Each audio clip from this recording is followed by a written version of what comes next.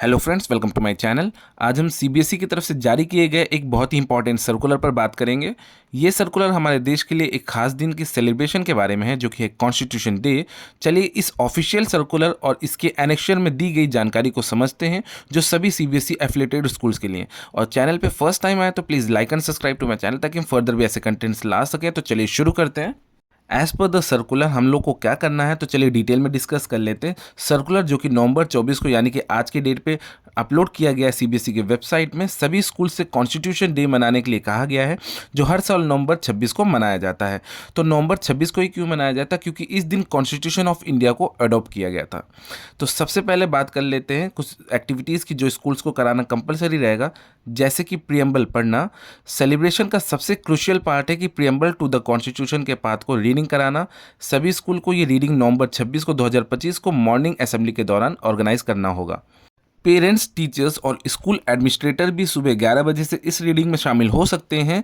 School constitution75.com या mygovernment.in जैसे platforms का उपयोग करके 22 लैंग्वेजेस में प्रियम्बल पढ़ने के लिए यूज़ कर सकते हैं। अदर एक्टिविटीज़ की बात की जाए, यानी कि प्रियम्बल रीडिंग के अलावा भी school talks, seminar, quiz competition, ऐसे राइटिंग कॉन्टेस्ट और पेंटिंग कंपटीशन जैसे कई तरह के इवेंट्स ऑर्गेनाइज कर सकते हैं।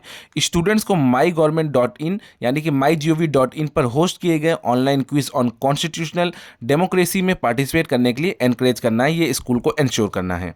अब बात कर लेते हैं, अगर आपने सारी एक्टिविटीज़ या कुछ भी इनमें से करवा दिया है देन क्या करना है, यानी कि रिपोर्टिंग और शेयरिंग की बात की जाए तो इवेंट्स के बाद में पार्टिसिपेशन डिटेल्स, जिसमें जियो टैग फोटोज वीडियो शामिल हैं, और प्रियम्बल रीडिंग ऑनलाइन क्यूज के बाद जनरेट हुए सर्टिफिकेट को सोशल मीडिया प्लेटफॉर्म्स में आप उसको अपलोड कर सकते हैं अपने स्कूल के हैंडल में। साथ ही साथ में सर्कुलर में एक लिंक दिया हुआ, आपको उसको फिल करना होगा, और जो भी आपने फोटोज कैप्चर किए हैं जो कि जियो टैग्ड होंगी, उन सबको आपको अपलोड करना होगा। अब बात कर लेते हैं ऐतिहासिक यात्रा, यानी कि सर्कुलर में एक डॉक्यूमेंट अटैच है जिसमें हमारे कॉन्स्टिट्यूशन के पिछले दिलचस्प हिस्ट्री बताता है। जैसे कि ये यात्रा इंडियन काउंसिल्स एक्ट ऑफ 1892 से शुरू हुई थी, जिसमें इंडियंस के रिप्रेजेंटेशन का प्रिंसिपल पहली बार पेश किया गया था।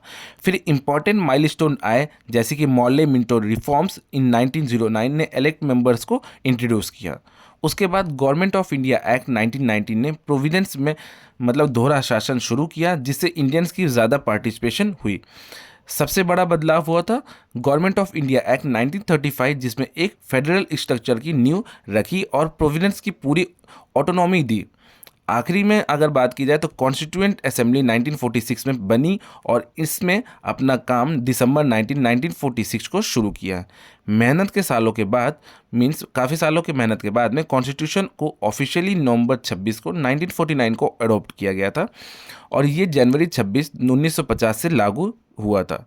एनेक्सर याद दिलाता है कि हमारा कॉन्स्टिट्यूशन एक डायनामिक डॉक्यूमेंट है, जो समय के ज़रूरत के मुताबिक सुधार और बदलाव के क्षमता रखता है। इसी वजह से इसमें 100 से ज़्यादा अमेंडमेंट अभी तक हो चुके हैं। अब बात कर लेते हैं कॉन्स्टिट्यूशन के निर्माताओं के बारे में।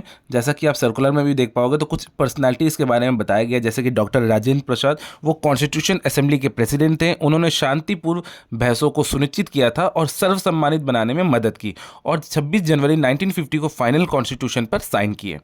अब बात कर लेते हैं जवाहरलाल नेहरू, तो उन्होंने ऑब्जेक्टिव रिसोल्यूशन पेश किया, जिसमें डेमोक्रेसी, इक्वालिटी और जस्टिस जैसे गाइडिंग प्रिंसिपल्स थे।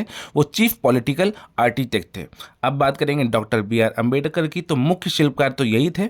वो ड्राफ्टिंग कमेटी के चेयरमैन थे। उन्होंने रिसोल्यूशंस को प्रिसाइज लीगल लैंग्वेज में बदला और फंडामेंटल राइट्स, सोशल जस्टिस और माइनॉरिटीज़ के लिए सुरक्षा शामिल करना सुनिश्चित किया। अब बात करेंगे वल्लभ भाई पटेल, तो वो मुख्य ऑर्गेनाइजर थे जिन्होंने फंडामेंटल राइट्स पर एडवाइजरी कमेटी जैसे की कमिटीज़ की अध्यक्षता की। उन्होंने एक स्ट्रांग और बैलेंस फेडरल स्ट्रक्चर सुनिश्चित किया।